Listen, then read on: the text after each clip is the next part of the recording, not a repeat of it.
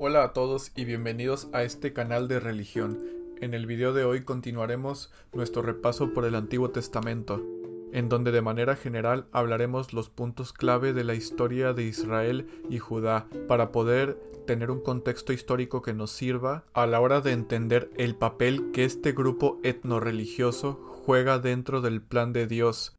desde su pacto con Abraham hasta nuestros días y el fin de los tiempos.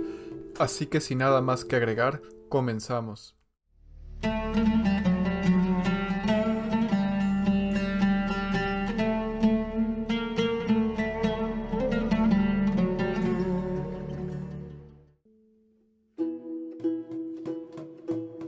Como vimos en el video anterior,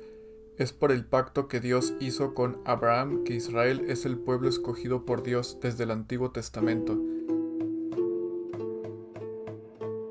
Sin embargo, no todo fue como se esperaría, ya que los antiguos hebreos que seguían a Moisés durante su camino de 40 años en el desierto, también durante la época del reino de Israel, el reino de Judá, los antiguos hebreos adoraron a dioses falsos de madera y metal, cosa que es un pecado mortal, ya que Dios dijo que solo lo adorarían a Él como su Dios y que ellos serían su pueblo. Basado en la evidencia que los arqueólogos han encontrado, hay consenso entre los eruditos del tema de que la religión yavista, nombre dado a la religión de los antiguos hebreos por los arqueólogos, fue una religión politeísta durante siglos, debido al contacto que tuvieron con ciudades-estado que tenían otras deidades como Egipto, Siria o Babilonia, por mencionar algunos ejemplos. A este fenómeno se le conoce como sincretismo religioso. Debido a esto existe un amplio consenso entre los eruditos modernos de que la religión del antiguo Israel era básicamente politeísta, involucrando una gran variedad de dioses y diosas. El dios supremo era Yahvé, el cual los hebreos incorporaron una deidad consorte llamada Asherá. Debajo de ellos estaban dioses y diosas de segundo nivel como Baal, Shamash, Yarik, Mot y Astarte, todos los cuales tenían sus propios sacerdotes y profetas. El lugar de culto israelita más antiguo que se conoce es un altar al aire libre del siglo XII a.C.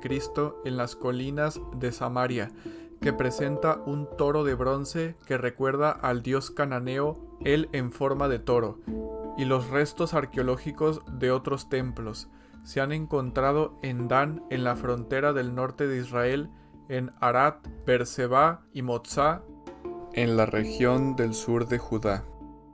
Por esto y otros motivos más, se piensa también que los israelitas no tuvieron durante un tiempo a Yahvé como el Dios nacional de Israel, sino a la deidad llamada El, de origen cananeo, cuyo nombre forma la base del nombre de Israel, y de hecho ninguno de los patriarcas del Antiguo Testamento, las tribus de Israel, los jueces o los primeros monarcas tienen como nombre teofónico a Yahvé, es decir, que no tienen nombres que incorporen el nombre de Yahvé, como sí se hizo con la deidad llamada El. Fue durante el exilio de Babilonia cuando los hebreos que se quedaron en el reino de Judá ya incorporaron nombres teofónicos con la deidad Yahvé. Como sabemos, la Biblia nos dice que todos estos periodos son condenados por los profetas de Dios en los libros del Antiguo Testamento, y aunque los arqueólogos no puedan tomar en cuenta los hechos que pueden considerarse como históricos que aparecen en las Sagradas Escrituras, estos hallazgos tampoco niegan su veracidad, por lo que uno puede decantarse a pensar que los descubrimientos arqueológicos nos estarían ayudando a conocer la apostasía del pueblo de Israel y posterior traición a Dios,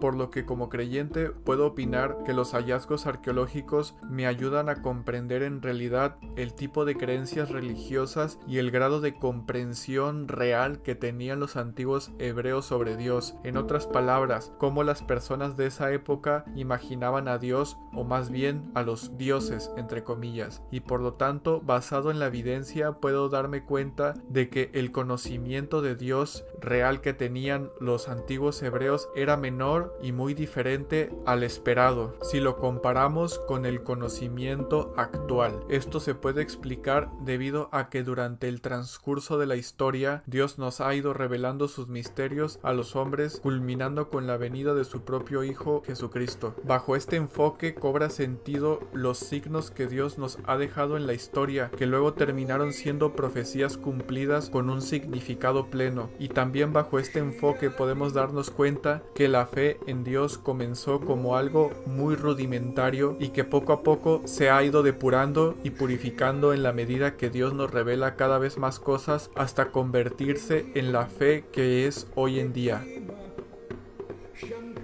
Es por la tendencia de los seres humanos de adorar objetos, personas, actividades, en resumen, falsos dioses, que Dios mismo les diría lo siguiente como advertencia. En Levítico 26 del versículo 14 al 33 dice lo siguiente: pero si no me escucháis y no cumplís todos estos mandamientos, si despreciáis mis preceptos y rechazáis mis normas, no haciendo caso de todos mis mandamientos y rompiendo mi alianza, también yo haré lo mismo con vosotros. Reduciré vuestras ciudades a la ruina y devastaré vuestros santuarios. No aspiraré ya más vuestros calmantes aromas, no asolaré la tierra, y cuando vuestros propios enemigos vengan a ocuparla, quedarán horrorizados al verla. A vosotros os esparciré entre las naciones y os perseguiré con la espada desenvainada.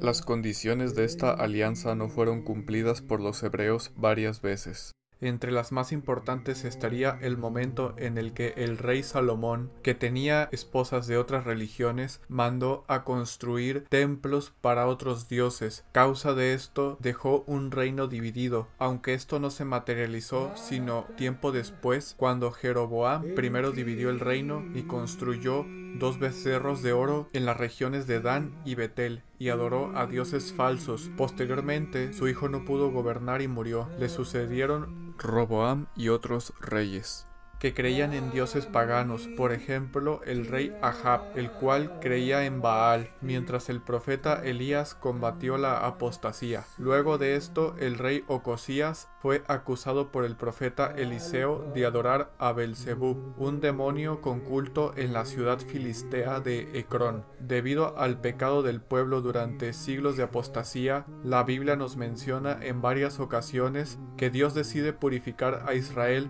mediante tribulaciones causadas por distintos imperios a lo largo de su historia. Esto incluso está profetizado en los sueños del rey Nabucodonosor, que fue interpretado por el profeta Daniel, donde muestra una estatua de oro, de plata, bronce, hierro y hierro con barro, y el sueño de las 4 bestias, que representan imperios que causarán tribulaciones al pueblo de Israel debido a su alejamiento de Dios. Sobre este tema se hablará más adelante.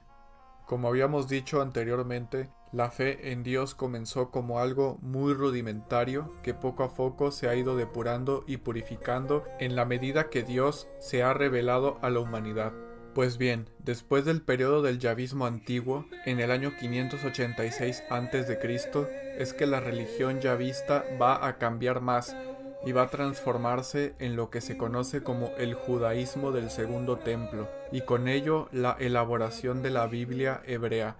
En ese año los babilonios destruyen Jerusalén y la familia real, los sacerdotes, los escribas y otros miembros de la élite son llevados cautivos a Babilonia. Esta élite representaba solo una minoría de la población. Y Judá, después de recuperarse del impacto inmediato de la guerra, siguió teniendo una vida no muy diferente a la que había tenido antes. Tiempo después, en el 539 a.C.,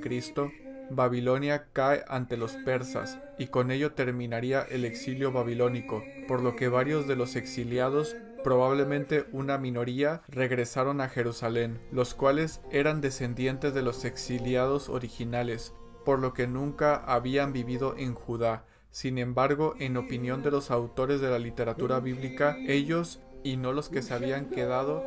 eran los llamados Israel.